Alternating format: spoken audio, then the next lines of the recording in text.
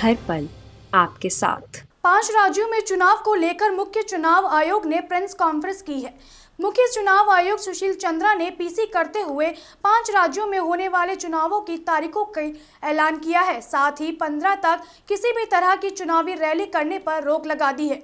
सुशील चंद्रा ने कहा कि 15 जनवरी 2022 तक किसी भी रोड शो, पदयात्रा, साइकिल रैली, बाइक रैली और जुलूस निकालने की अनुमति नहीं होगी। चुनाव आयोग स्थिति की समीक्षा करेंगे और बाद में नए निर्देश जारी किए जाएंगे। वहीं चुनावों की तारीखों के बारे में बताते हुए सुशील चंद्रा ने बताया कि 5 राज्यों में 7 चरणों में मतदान किए जाएंगे। वहीं 10 मार्च को 5 राज्यों के विधानसभा चुनाव की मतगणना की जाएगी। विधानसभा चुनाव के लिए 5 राज्यों में किन किन चरणों में चुनाव होने हैं, आइए आपको बताते हैं। विधानसभा चुनाव की तारीखों का ऐलान। यूपी में पहले फेज का मतदान 10 फरवरी को किया जाएगा। 14 फरवरी को दूसरे फेज का मतदान होगा। 20 फरवरी को तीसरे फेज का मतदान किया जाएगा। 23 फरवरी को चौथे फेज का मतदान होगा। 27 फरवरी को 5वें फेज का मतदान किया जाएगा। 3 मार्च को छठे फेज का मतदान होगा और 7 मार्च को 7वें फेज का मतदान किया जाएगा। 10 मार्च को मतगणना की जाएगी। उत्तराखंड, पंजाब और गोवा में एक ही फेज में चुनाव किए जाएंगे। 14 फरवरी को पंजाब, गोवा और उत्तराखंड में मतदान होगा। वहीं मणिपुर में 2 चरणों में मतदान होंगे। 27 फरवरी को पहले चरण में मतदान होंगे। 3 मार्च को दूसरे चरण में मतदान किए जाएंगे। उत्तर प्रदेश के अपर मुख्य सचिव स्वास्थ्य मंत्री मोहन प्रसाद ने यूपी कोरोना के केस के बारे में ब्यौरा दिया। उन्होंने बताया कि यूपी में पिछले 24 घंटे में कोरोना के 6,411 नए मामले सामने आए हैं। 171 लोग डिस्चार्ज हुए हैं। 18,551 लोग सक्रिय मामले में हैं।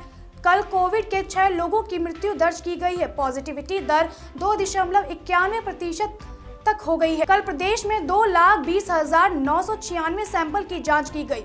वहीं टीकाकरण को लेकर अमित मोहन प्रसाद ने बताया कि कल प्रदेश में कोविड के 18,83,160 डोज लगाई गई। इनमें से 4,85,490 डोज 15 से 18 साल के बच्चों को लगाई गई। 18 साल से ऊपर के व्यक्तियों को अब तक 13,11,71,604 वैक्सीन की पहली डोज लगाई गई है। विगत 24 घंटों में संक्रमण के 6,411 नए मामले सामने आए हैं। इसी अवधि में उपचारित होकर डिस्चार्ज होने वालों की संख्या 171 है। इस समय प्रदेश में एक्टिव इन्फेक्शन की कुल संख्या 18,551 है। अब तक कुल 16,88,395 व्यक्ति संक्रमण के पश्चात पूर्णतः स्वस्थ हो चुके हैं। कल कोविड संक्रमित व्यक्तियों में से 6 लोगों की मृत्यु दर्ज की गई है। रक्षा मंत्री राजनाथ सिंह ने वीडियो कॉन्फ्रेंसिंग के जरिए सैनिक स्कूलों में सीमा निगर में अपना संशोधन दिया है। इस दौरान रक्षा मंत्री राजनाथ सिंह ने कहा कि राष्ट्र के समग्र विकास और बुनियादी तालीम की गुणवत्ता को बेहतर बनाने के लिए सरकार ने पिछले 6 से 7 सालों में महत्वपूर्ण प्रयास किए हैं। उनमें से 100 से नए सैनिक स्कूल बनाने की घोषणा की है। राजनाथ सिंह ने आगे कहा कि इन लक्ष्यों को प्राप्त करने के लिए हमारी एक मजबूत राजनीतिक प्रतिबद्धता है। इसके लिए सरकार द्वारा सर्व शिक्षा अभियान, राष्ट्रीय माध्यमिक शिक्षा अभियान आदि पहले से ही चलाए जा रहे हैं। ऐसे में 100 नए सैनिक स्कूलों की घोषणा निश्चित की गई है। रक्षा और शिक्षा का यह संगम राष्ट्रीय निर्माण की यात्रा में अपनी अहम भूमिका निभाएगा, ऐसा मेरा विश्वास है। इसके लिए मैं सेमिनार से जुड़े सभी लोगों और खासकर इस स्कीम में अपनी रुचि दिखाने वाले संस्थानों को हार्दिक बधाई और शुभकामनाएं भी देता हूं। हमारे राष्ट्र के समग्र विकास के लिए, देश की बुनियादी तालीम की क्वालिटी को बेहतर बनाने के लिए सरकार ने पिछले 6-7 सालों में जो महत्वपूर्ण प्रयास किए हैं, 100 नए सैनिक स्कूलों की घोषणा उनमें से एक है।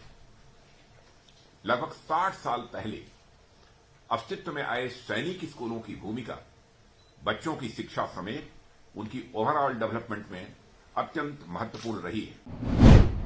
पंजाब में चुनाव आचार संहिता लगने से महज कुछ घंटे पहले पंजाब सरकार ने डीजीपी सिद्धार्थ चट्टोपाध्याय को हटाकर विवेक भावरा को नया डीजीपी बनाया है। पीएम मोदी की सुरक्षा चूक मामले में भी डीजीपी पर सवाल उठ रहे हैं।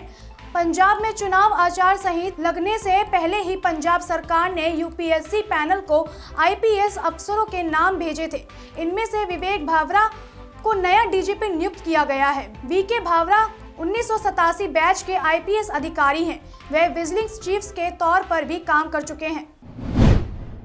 प्रधानमंत्री नरेंद्र मोदी की सुरक्षा चूक के मामले में पंजाब सरकार की ओर से गृह मंत्रालय की रिपोर्ट भेजी गई है। रिपोर्ट में कहा गया है कि भटिंडा एसएसपी ने फिरोजपुर एसएसपी पर आरोप लगाया है कि उन्होंने अपने अधिकारों का दुरुपयोग किया है। उन्होंने अपने अधिकार क्षेत्र में प्रदर्शनकारियों को पीएम मोदी के रूट में जाने दिया। रिपोर्ट में कहा गया है कि किसानों का विरोध अचानक हुआ। मामले में एफआईआर दर्ज की गई है और चूक की जांच के लिए पैनल का गठन किया गया है। पंजाब सरकार ने रिपोर्ट में घटनाओं का क्रम भी साझा किया है। केंद्र शासित प्रदेश चंडीगढ़ में बड़ा उलटफेर देखने को मिला है। बीजेपी ने मेयर के पद पर कब्जा करते हुए बीजेपी की सबरजीत कौर को चंडीगढ़ का मेयर बना दिया है। बीजेपी के नेता मेयर बनते ही आप पार्षदों ने जमकर हंगामा किया। बता दें कि आप निकाय चुनाव में सबसे बड़ी पार्टी बनकर उभरी थी। बीजेपी ने 12 सीटें जीती थी, जबकि आप के खाते में 14 सीटें आई थी और यही वजह है कि आप पार्षद इसका विरोध कर रहे हैं। चुनाव के बाद मेयर की कुर्सी के पीछे ही आम आदमी पार्टी के सभी पार्षद धरने पर बैठ गए हैं। नगर निगम के अंदर जोरदार हंगामा देखने को मिला है। BSEB यानी बिहार स्कूल एग्जामिनेशन बोर्ड ने आज यानी 10 जनवरी 2022 को 10वीं कक्षा की परीक्षा के एडमिट कार्ड जारी कर दिए हैं। इन एडमिट कार्ड को स्कूल हेड डाउनलोड कर सकेंगे। छात्र अपना एडमिट कार्ड अपने स्कूल से जाकर आसानी से ले सकते हैं। क्लास 10वीं के एडमिट कार्ड जनवरी और फरवरी में आयोजित होने वाली परीक्षाओं के लिए है। आम आदमी पार्टी ने उत्तराखंड विधानसभा के लिए प्रत्याशियों की पहली सूची जारी। लिस्ट 24 उम्मीदवारों के नामों की घोषणा की गई है। सूची के अनुसार कर्नल अजय कोटियाल गंगोत्री विधानसभा से चुनाव लड़ेंगे। वहीं घनसाली से विजय शाह, विकास नगर से प्रवीण बंसल, राजपुर रोड से डिम्पल सिंह, ऋषिकेश से डॉक्टर राजेन नेगी, रानीपुर से प्रशांत राय, भावनपुर से प्रेम सिंह, पिरान से कलियार से शहादब आलम, मंगलौर से नवनीत राठी। बता दें कि आप संजोग अरविंद केजरीवाल पहले ही सीएम उम्मीदवारों का नाम बता चुके हैं। उन्होंने कहा कि मनीष सिसोदिया ने सीएम के चेहरे के लिए राज्य में सर्व कराया था, जिसके बाद कोटियाल के नाम पर सबसे ज्यादा रिस्पांस मिला। टोहाना में सिखों के 10वें गुरु गोविंद सिंह जी के गुरपुरब के उपलक्ष्य में शहर में भव्य नगर कीर्तन निकाला गया। आपको बता दें कि नगर कीर्तन रेलवे स्टेशन के करीब गुरुद्वारा सिंह सभा से शुरू हुआ और शहर के मुख्य मार्गों से होते हुए गुरुद्वारा तूर नगर साहिब, गुरुद्वारा दुख निवारण साहिब, गुरुद्वारा गुरु तेग बहादुर साहिब से होते हुए पुरानी सब्जी मंडी स्थित गुरुद्वारा सिंह सभा में प्रांगण में नगर कीर्तन का समापन किया गया। वहीं श्रद्धालुओं की ओर से जगह जगह नगर कीर्तन का भव्य स्वागत किया गया। उत्तर प्रदेश के जनपद अलीगढ़ में AIMI के जिला अध्यक्ष गुफरान नूर की ओर से अलीगढ़ में एक नुक्कड़ सभा का आयोजन किया गया। AIMIM की तरफ से नुक्कड़ सम्मेलन में मौजूद जिला अध्यक्ष गुफरान नूर ने कहा, मजा नहीं आ रहा, जरा जोर से नारे लगाओ क्योंकि नारों की आवाज नहीं आ रही है। सम्मेलन में मौजूद लोगों से कहा कि जब देश में दलित मुस्लिम साथ चलेगा तो देश में एक बार फिर बाबर जैसा राष्ट्र चलेगा। इसके साथ ही हरिद्वार में धर्म संसद करने वाले हिंदुत्व के संतों को गुफरान नूर ने ललकारती हुए चेतावनी दी गई। हाँ, नारा लगा था और बाबर कोई गलत नहीं था। बाबर जैसा शासन होना चाहिए। जैसे जैसे हालात चल रहे हैं, एक समुदाय को काटने की बात होती है धर्म संसदों में, दलितों के साथ दुर्व्यवहार किया जाता है, अत्याचार किया जाता है।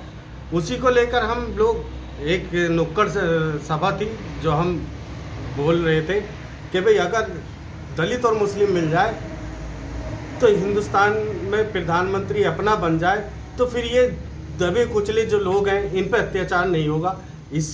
इसको लेकर हमने एक नुक्कड़ मीटिंग की थी और दलित भी साथ हैं हमारे और मुसलमान भी साथ हैं और इंशाल्लाह ये दिन वो दिन दूर नहीं जिस दिन नहीं होगा ये। LAC पर जारी गतिरोध को हल करने के लिए भारत चीन के बीच 14वें दौरे के कमांडर स्तर की वार्ता के लिए सहमति बन गई है। बताया जा रहा है इस बैठक में हॉट स्प्रिंग के से पीछे हटने को लेकर बात हो सकती है। दरअसल भारत का एजेंडा बातचीत को वहीं से शुरू करने का है जहां 10 अक्टूबर को 13वें दौरे की वार्ता दौरान रह गई थी। पंजाब में प्रधानमंत्री नरेंद्र मोदी का काफिला रोक जाने के मामले में बड़ी कार्रवाई हुई है।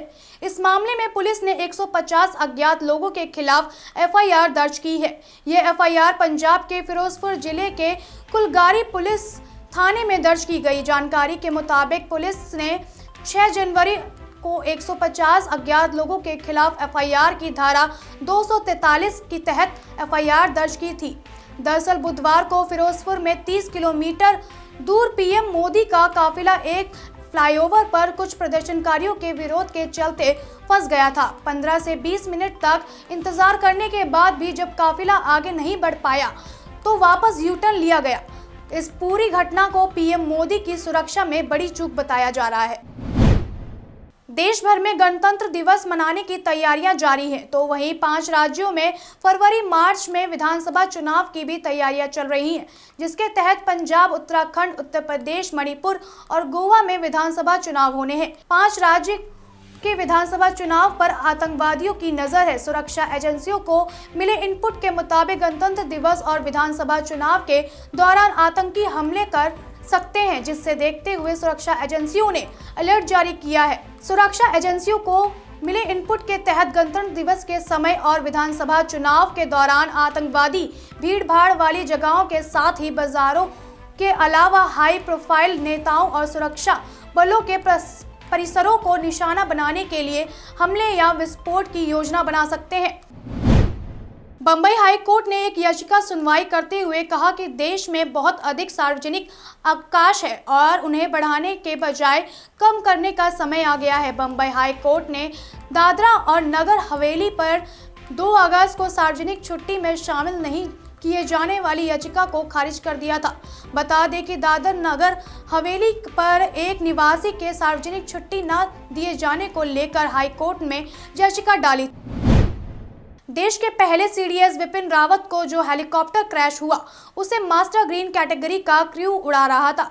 इसके बाद भी हेलीकॉप्टर क्रैश क्यों हुआ, इससे सवाल का जवाब इंतजार केवल सरकार को ही नहीं बल्कि आम जनता को भी है। आपको बता दें कि जांच रिपोर्ट रक्षा मंत्री राजनाथ सिंह को सौंप दी गई है। आधारिक रूप से यह रिपोर्ट अभी सामने नहीं रखी गई है, लेकिन सूत्रों के हवाले से यह रिपोर्ट को जो हिस्से सामने आए हैं उससे साफ है कि हेलीकॉप्टर को उड़ाने वाला पायलट और उसका क्रू अच्छी तरह से ट्रेन था।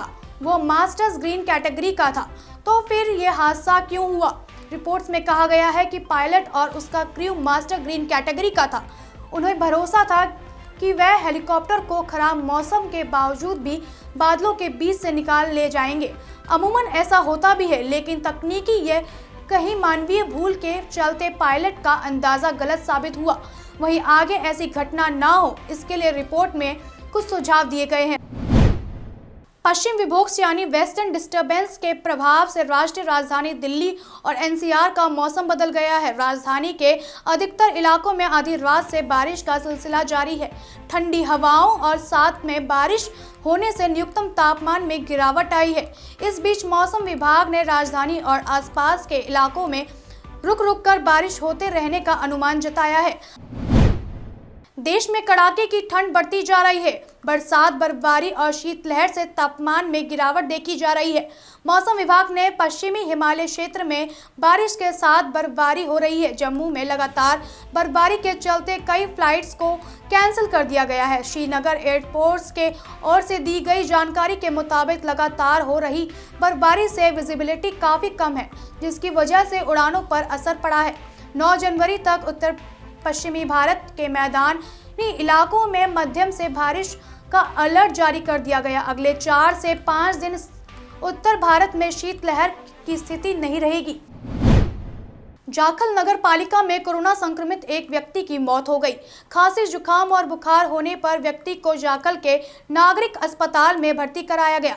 आपको बता दें कि व्यक्ति के कोविड सैंपल लेकर जांच के लिए भेजे गए थे, जिसमें व्यक्ति कोरोना पॉजिटिव पाया गया था। वहीं डॉक्टरों के मुताबिक व्यक्ति ने कोरोना वैक्सीन की एक भी डोज नहीं लगवाई थी। व्यक्ति को होम क्वारंटाइन किया हुआ था, जिसके बाद स्वास्थ्य विभाग की देखरेख में मृत व्यक्ति का अंतिम संस्कार कर दिया गया। वहीं मृत व्यक्ति के संपर्क में आए सभी लोगों के सैंपल लेकर जांच के लिए भेजे गए हैं। पेशेंट जसपाल जिंदल जो जाखल के रहने वाले हैं, 64 साल इनकी उम्र थी। ये 6 तारीख को एडमिट हुए थे यहाँ हॉस्पिटल में। बुखार और स्वेटिंग की प्रॉब्लम थी इनको और कफ थी। 7 तारीख को इनका टेस्ट करवाया गया और पॉजिटिव आए थे कोविड। ये हाइपरटेंशन और डायबिटीज़ के पेशेंट रहे हैं और पिछले 2 साल से बेड रिडन थे। 2 साल पहले इनकी हार्ट सर्जरी भी हुई थी। और इसमें जो सबसे खास बात ये पता लगी कि इन्होंने वैक्सीनेशन नहीं करवाया हुआ था कोविड का। कोई भी वैक्सीन नहीं लगवाई हुई थी, ना ही कोविशील्ड ना ही कोवैक्सीन नहीं लगवाई हुई थी इन्होंने। देश दुनिया की सभी बड़ी खबरों के लिए बने रहिए हर्पल न्यूज के साथ।